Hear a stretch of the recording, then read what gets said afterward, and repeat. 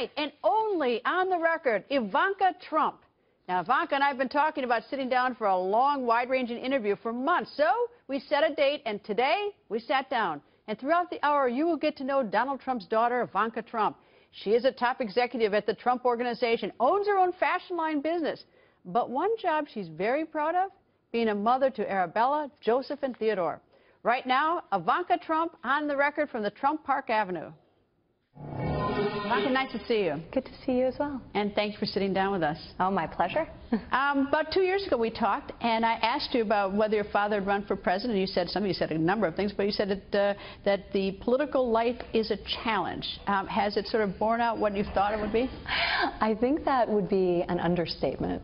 It is a very hard thing to do, to run for elected office, and I think most people realized that challenge, but living it, and especially when you're talking about the highest level of elected office and arguably the most powerful position in the world, there is tremendous scrutiny, there's tremendous viciousness, but there's also amazing love and support. So it's these extremes that are remarkable. I think one of the most incredible things about this journey is the ability to travel to areas of this country and see my father fill these arenas with people who are so hopeful and excited and passionate about the message he has for them and about his ability to fulfill their hopes for this country. So that's the beauty. That's something that I can't even communicate in words, how emotional and powerful that experience is for me. And then there's the other side, which is the viciousness of the attacks, and that's a hard thing as a daughter of a candidate to experience. But my father's strong and he's tough, and it's probably harder on me than it is on him, and but it's been an amazing journey. You know, I've talked to a lot of children over the years at politicians. It's always harder on the kids. Always harder than the candidates. The candidates, you know, it's like, you know, water off a duck's back. But the kids, they take it hard. It is challenging. You know, I can handle differences of opinion. It's harder, I think, labeling and accusations, and when I hear things said that I know to be false, that's more difficult for me. At the same time, you know, the comfort I take is obviously knowing the man and knowing my father, and the fact that I know his strength through this process, and he's a great source of reassurance to me, you know, when I get upset by what I hear. Do you read the papers and read the internet and do all that kind of stuff? Well, at this point, it's actually almost impossible to read everything that's written. So I read the papers always in the sense of keeping up with the news, but I try to read the papers less in terms of their editorializing on my father, the campaign, and sort of all the noise. I think I've experienced an extreme bias in terms of coverage and reporting, so I try to distance myself from that and really try to just stay on top of current events and make it a little less personal for myself and read a little less of what I read a little less from news sources about my family and my father specifically. Well, you're friends with Chelsea Clinton. She's in the same shoes. She walks the same beat that you do. Do you ever talk to her about this, or is it sort of hands off in the short run while your parents both run? Well, you know, I think we have great respect for each other, and that hasn't changed. She's a great girl, and she's been a great friend to me. And obviously, the intensity and the scrutiny of this moment in our lives is pretty extreme. So, you know, we've stayed close to one another, maybe a little less publicly so, but you know, she's a good friend, and we support each other. We're not the candidates. We're the children of the candidates, and we both respect our parents. So, you know, we never talked about politics before this campaign, and I think it's probably a good topic for us to avoid talking about now as well. Is it fair to say you're friends before, you'll be friends after? Absolutely. All right, let me talk about the night you came out and spoke for your father at the convention. Were you nervous? I was. I was very, very nervous. My daughter told me I didn't look nervous, which is, I consider a win, unless she was just trying to make me feel better, which is equally likely. She's pretty savvy at 5. But no, I was very nervous in the sense that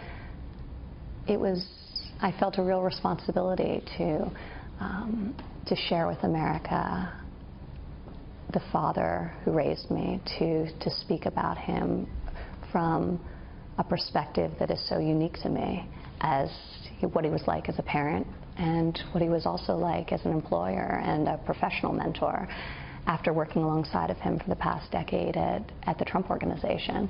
So to be able to share both sides of him in that regard was very important to me, and I wanted to do a good job for him, and it was a very emotional moment and experience, the whole convention was, because it was historic what he's done. So, you know, I wanted to do a good job for him, and I also knew a lot of people were watching on television, so I was a little nervous about that. So I was happy I made it across the stage without tripping. So how about your brothers? Did they give you a hard time? Was there, like behind the scenes, did they teasing you about it, or are they? What's that like? What's the family dynamic? Well, they were very, very quiet until they were done with their own speeches. And that's when the hazing starts. So I think they were too superstitious to talk a big game in advance of them having to perform themselves. But Don spoke first on Tuesday, Eric on Wednesday. So once they were done, they just let loose on me. Doing what? What, saying what? No, just joking around with me that they could actually relax, enjoy, sit back. You know, I had to wait another 24 hours until it was my turn. So, but no, they were great. And you know, it was actually fun when I later on watched portions of the speech on the news. They had a few moments where they panned out and they showed my family. I'm sitting there, and they were clapping for me and engaged and attentive, and it was nice to actually see their support, because from the stage I couldn't have seen them. All right. So tell me about the business. You've got the two brothers in the business, yes. And of course your father. How do you describe the two brothers' jobs and your jobs? Well, we all work very collaboratively. It's a family business. It's a very large family business, but it's still a family business. So we really decided early on, and this has been very core to how we operate, that as a collective we could do so much more than any one of us could do individually. So it's not like you have one project, Eric has another project, and Don has a third project? That has evolved over time, where we take ownership of specific things, where we have strengths in certain areas that or projects that we'll just naturally gravitate towards. So the old post office in Washington, D.C. is a project I'm deeply passionate about, and I've been spearheading. But we each have areas of responsibility, of course, but it's still very collaborative. So I always know what Eric's doing, what Don's doing, and vice versa. So we're very much a team, even though obviously since the organization is so large, we take on different functions and different roles depending on the project or the circumstance.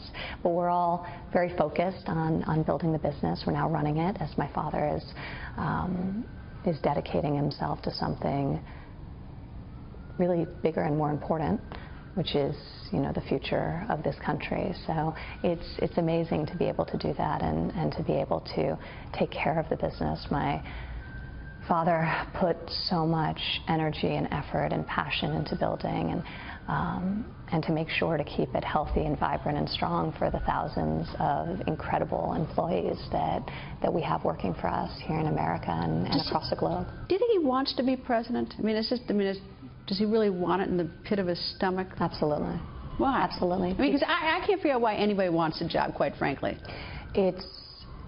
It's a very difficult job, would be almost the understatement of a century. But, you know, my father can't stand incompetence, and he has a very clear and strong vision for initially the future of his company and his business, for the family he wanted to create, and now in a much more macro sense for this country.